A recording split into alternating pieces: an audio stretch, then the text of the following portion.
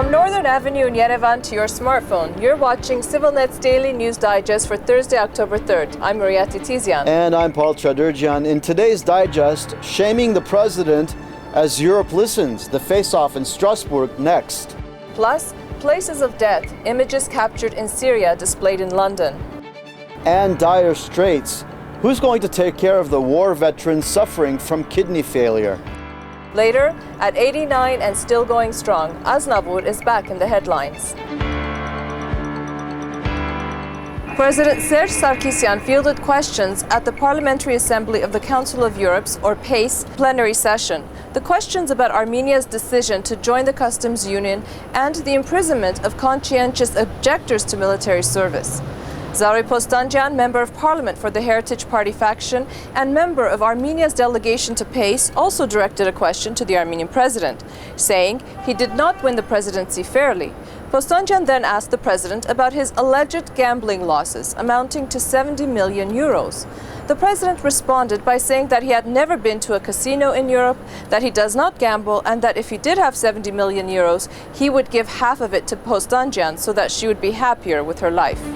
Postanjan's question and exchange with the president had people on Facebook and Twitter talking. We want to share a few of the comments with you. Aramik13M tweeted, "Another disgrace for Armenia in Europe. Thank you very much, Zaruhi Postanjan and Serj Sarkisian." On Facebook, Ani Melkonyan commented, "It is so disgusting that they are embarrassing each other at PACE, and that is why no one respects Armenia." The question and answer session came after the president delivered a speech at the plenary session. A day earlier, Serj Sarkisian met with French President François Hollande in Paris. The two spoke about the future of Armenia-EU relations.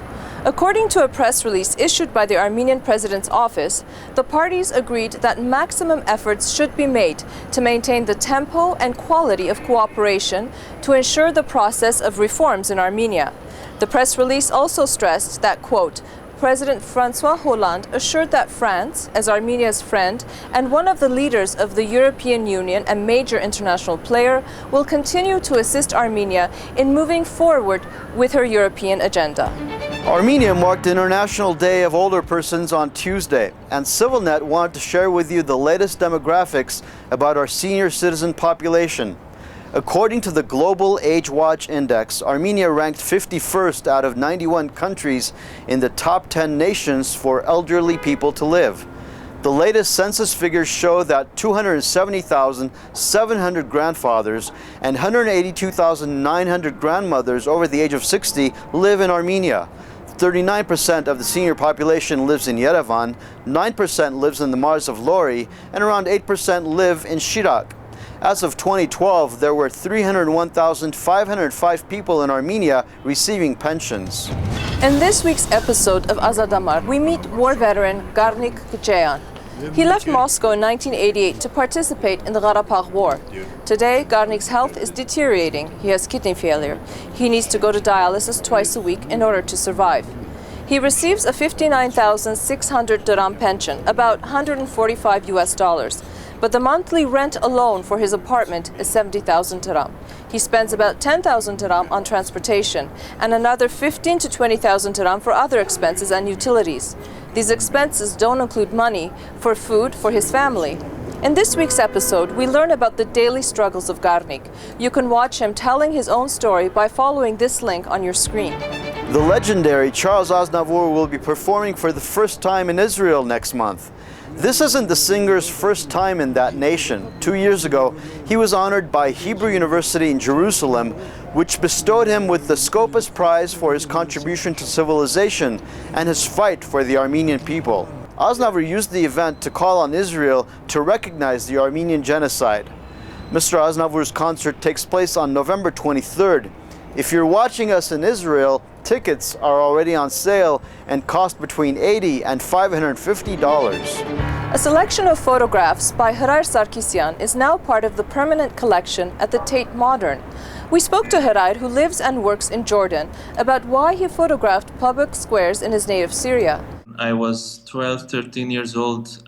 It was 6:30 in the morning. We were going to school in a bus. And next to my parents' house and shop as well, there's this big square. And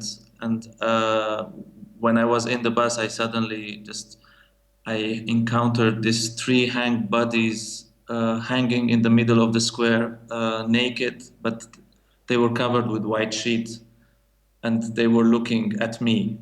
And this image I couldn't forget since then. It's always in my head. And Sarkisyan also talked about one of his most recent projects, which chronicles Turkified Armenians living in Istanbul. If you're in Armenia and you like wine, you might want to take part in the Areni Wine Festival this weekend. The festival takes place in Vayotz Mars in the southeastern region of Armenia. With an elevation of some 4,000 feet above sea level, the world's oldest type of grapes are grown there. Starting Friday, the public will get the chance to taste the best Armenian wines. In addition, there are booths featuring cheese products, carpet exhibitions, dancing, games, contests, and even theatrical performances. The festival starts at noon on Friday, Saturday, and Sunday. Friday, it takes place in the village of Rind. Saturday, it's at Areni village, and on Sunday, it's in the city of Yereknatsor. Before we go, we have a few comments we'd like to share with you. Maro writes, "My day is very hectic between office work, outside meetings, appointments, civil action protests, and conferences, so I rarely have the time to check the internet for news. So every morning now at 5:30 a.m. when my day starts, I check the news digest so at least I can catch up in 10 minutes with the most important events of the day in Armenia. So once again, thank you and keep it up. I look forward to seeing the background view of your setting become covered with snow and then trees budding and summer again." Thank you, Maro.